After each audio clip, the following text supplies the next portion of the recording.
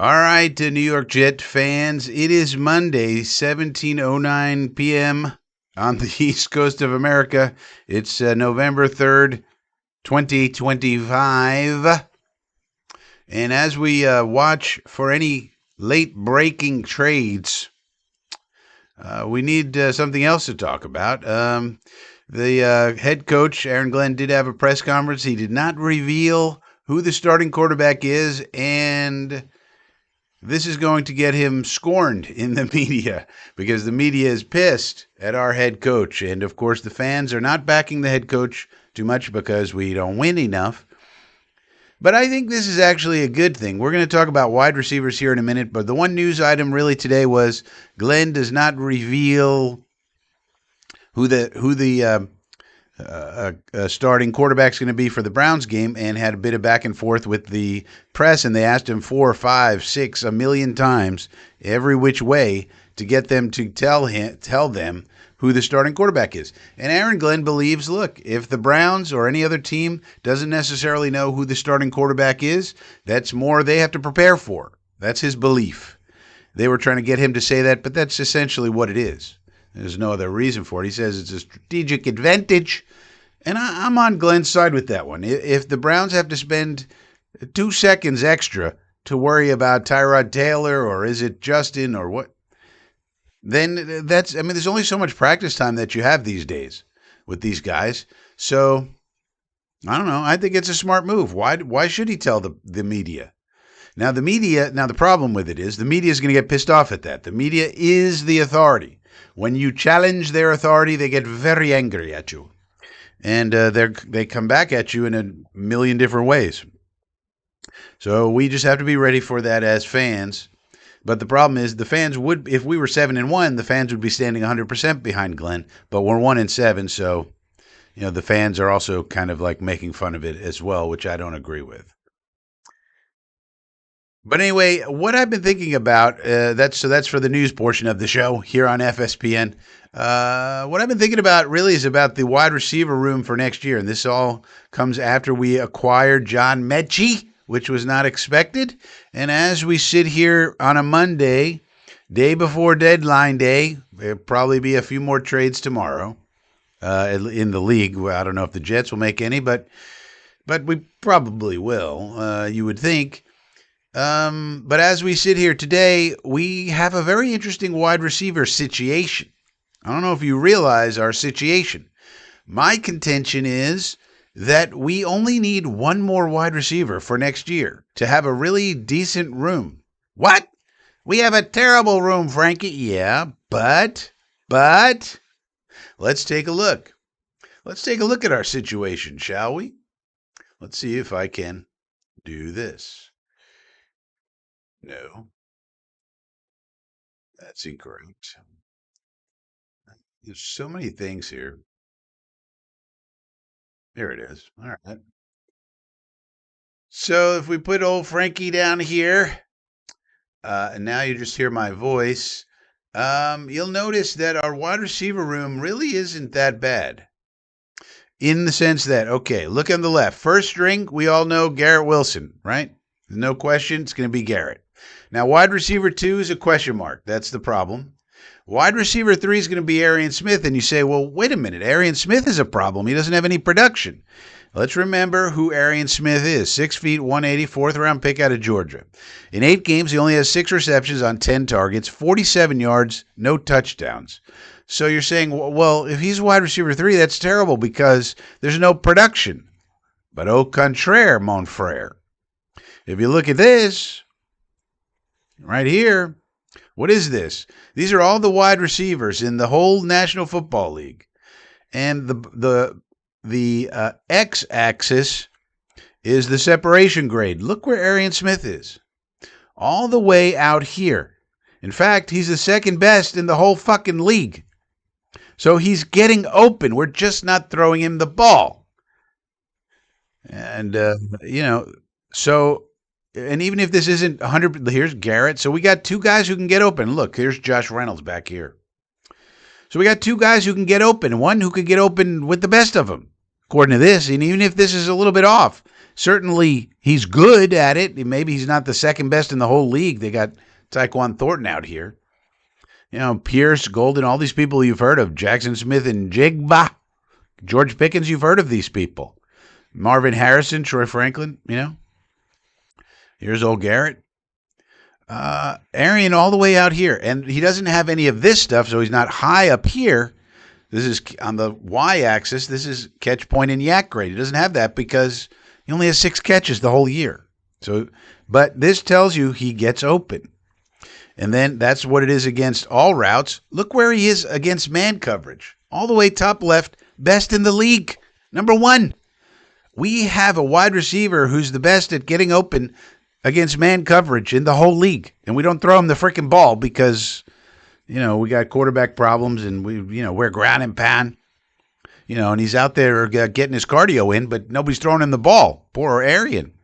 And look at Garrett. So between these two, I think we got good with it now. We got to see Arian do it. Getting open is one thing. Catching the ball and having production is another thing. But it's not like we're throwing him the ball and he's not catching it. He only has 10 targets the whole year.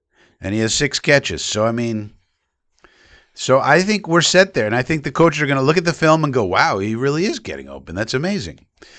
So that's our starters. That's our first string. Now we need a number 2. That's the problem. Now, what about the second string? Wide receiver 4, as you may know, has to be a prominent special teamer. Has to be. And we got a guy like that. Isaiah Williams, special team player of the week. Then he had a 25-yard end around as a wide receiver. He's got 3 catches, 31 yards on 4 targets. Every time we throw him the ball, he catches it. Okay.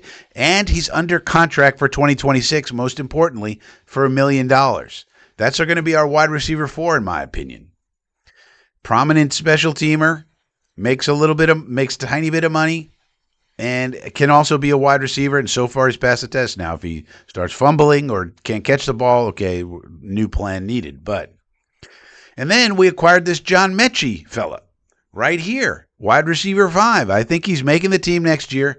As I told you in the initial video, I was correct. Dick Chimney was wrong. Restricted free agent, which means we can get him back for $3 to $5 million. He doesn't have a choice. If we want him, we got him. And it's going to be, there's a formula. The salary is going to be very cheap, though, to keep a guy like John Mechie. Now, he's going to have to play specials, too. And we'll see how he does the rest of the year. But if we have to let him go, it's also no problem. But as long as he performs as expected, that's our wide receiver 5 for $4 million. No, that's nothing in the NFL. And then our wide receiver 6 is the Wolf. The Wolf's got to come back. Irvin Charles. He's also a restricted free agent. Hopefully he comes back toward the end of the year, shows us he's good to go. He's our special teams ace and our wide receiver 6. So our whole room is basically done. And remember, he's a big, tall guy. He was getting some snaps with Aaron Rodgers before he got hurt. It didn't really produce much, but he was getting into the flow of the offense. So all we really need is wide receiver 2. We got 2 guys who can get open. We got a special teamer, wide receiver, a gadget guy. And then we got an experienced backup in Mechie, 2nd-round pick, highly regarded when he was coming out. Overcame leukemia, I think it was, and then he had some other injuries. So maybe he can get his career back on track now.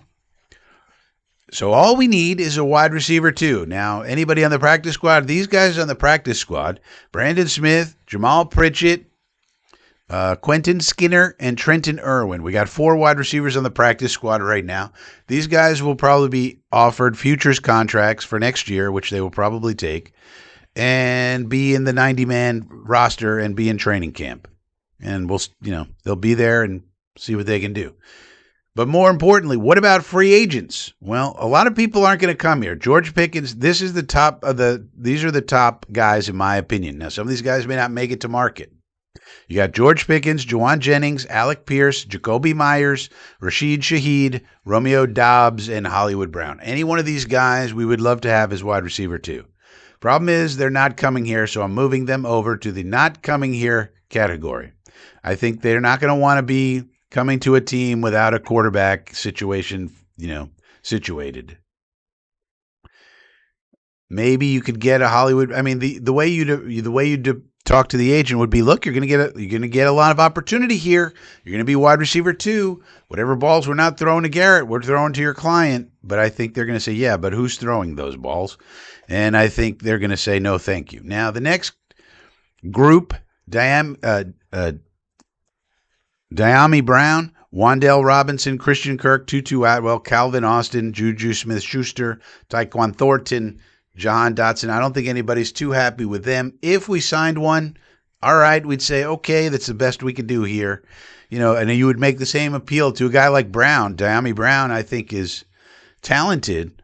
He hasn't really produced as much as some thought he could in the league. Wandale Robinson's a slot guy, so that's probably not perfect. Would rather have Arian in the slot for the most part. Christian Kirk is always injured. Tutu. So these guys all come with problems, and they might want to go to better situations. Then you got a bunch of dudes that probably know, they're low. Probably not wide receiver 2 at all. Jalen Tolbert, Jalen Naylor, Greg Dortch, Devin Duvernay, Scotty Miller, so forth. So what are our other options? Well, we could use the draft. So who are some guys on Saturdays you should be watching that could fall into the second round where we could use our second round pick on a wide receiver? So these are some guys that could fall into that round. These guys might go in the first round. I don't know. We don't know. But these are guys who could make it. Denzel Boston, Washington. Chris Bell, Louisville. Casey Concepcion, Texas A&M. Chris Brazel, Tennessee. Jeremy Bernard, a favorite of mine, Alabama. Jacoby Lane, Elijah Surratt. Those could be second-round picks. Now, we don't have a third-round pick, so some of these guys are going to be gone, but these are some other names that could fall to the fourth round. C.J. Daniels, Aaron Anderson, Josh Cameron, Bryce Lance, Omar Cooper, Skylar Bell. I think this is supposed to be not Beller. Another Bell. Skylar Bell from UConn. Deion Burks, Nick Harbor. If Nick Harbor fell in our lap, that'd be an interesting dude. Big, tall, fast dude. Track star. Can he catch the ball? That's the problem. Zachariah Branch, speedster out of Georgia. So somebody might fall to us, somebody might not fall to us. But those are some guys to watch for. But if we get one of those, we just need one.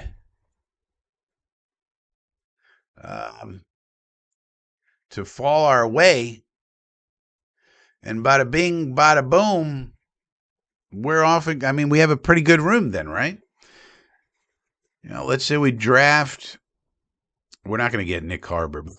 Let's say we get Skylar Bell out of UConn. That's a guy, a small school, maybe falls to the fourth round. We do have 2 fourth-round picks.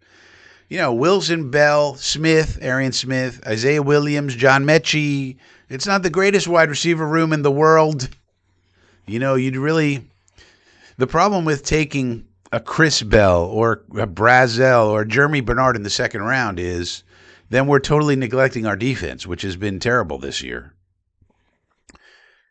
So it's a tough spot. Let's hope that Muji can acquire more picks. Let's hope he can figure out a way to get a third-round pick. That'd be very nice, because then you could get your edge rusher and a wide receiver in rounds 2 and 3, and then we'd be sitting pretty. And then a safety in round 4, and away we go. But that's what the wide receiver room looks like, in my opinion. So let me know what you think about all this in the comment section down below, and I will see you next time.